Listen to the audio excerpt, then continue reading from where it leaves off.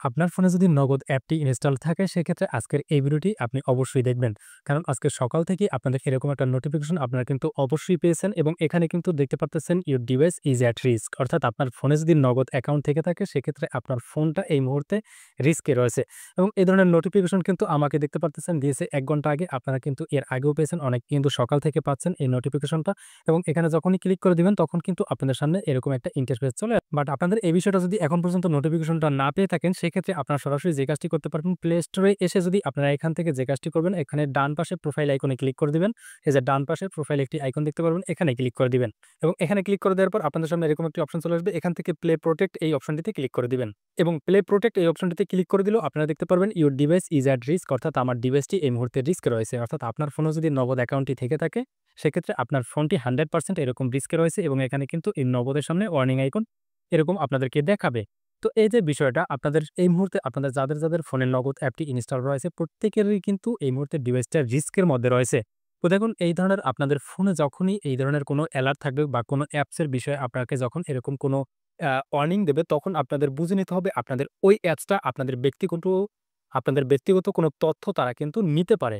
তো এজন্য আপনাকে যে কাজটি করা উচিত আপনাদের এই অ্যাপটি কিন্তু আনইনস্টল করে দেওয়া উচিত, অথবা আপনাদের এই অ্যাপসটিতে যদি কোনো পারমিশন দেয়া থাকে সেক্ষেত্রে এই পারমিশনগুলোকে ডিনাই করে দেওয়া উচিত। তবে পারমিশনগুলোকে ডিনাই করার আগে আপনাকে আরো একটা বিষয় জানতে হবে। সরাসরি আমি আপনাদেরকে এজন্য নগদের অফিসিয়াল ফেসবুক পেজে আমি আপনাদেরকে নিয়ে যাচ্ছি এবং আমরা এই মুহূর্তে রয়েছি নগদের অফিসিয়াল পেজে এবং এখান থেকে আমরা একদিন আগের একটা বিজ্ঞপ্তি আমি আপনাদেরকে একটু দেখিয়ে নিচ্ছি।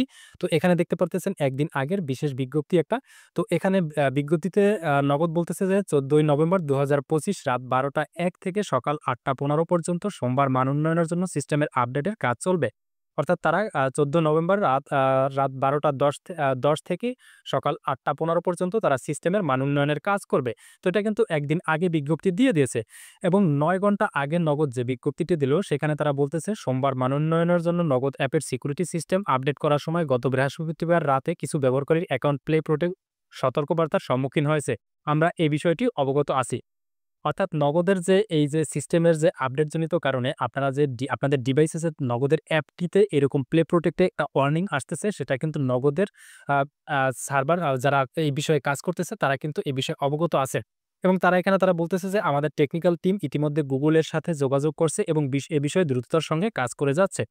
এবং তারা এখানে আরো একটা বিষয় বলতেছে যে তারা কোনো এই যে আপনাদের যে প্লে স্টোরে যে আপনাদের ওয়ার্নিং আকারে দেখাচ্ছে যে এই অ্যাপটি থাকা ডিভাইসের জন্য ক্ষতিকর।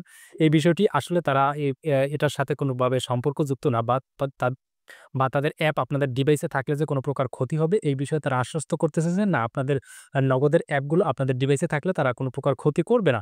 তো যাই হোক, তারপরেও তাদের সিস্টেমের আপডেটজনিত কারণে এই সমস্যাটি হচ্ছে। আশা করি এটা খুব দ্রুততার সঙ্গে সমাধান হয়ে যাবে। তারপরও আপনারা যদি নিরাপদ থাকতে চান সেক্ষেত্রে আপনারা যে কাজটি করতে পারেন, আপনার ফোন থেকে নগদ অ্যাপটিকে ট্যাপ করে ধরে রাখবেন। এরপর আপনি অ্যাপ ইনফো এই সেকশনটিতে ক্লিক করে দিবেন। এবারে আপনারা জাস্ট পারমিশন এই সেকশনটিতে ক্লিক করে দিবেন।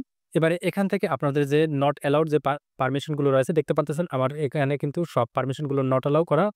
জাস্ট আপনাদের যদি এখানে অ্যালাউ করা থাকে সেক্ষেত্রে আপনারা এখান থেকে ডোন্ট অ্যালাউ এখানে ক্লিক করে দিয়ে আপনারা এই পারমিশন গুলোকে অফ করে রাখবেন।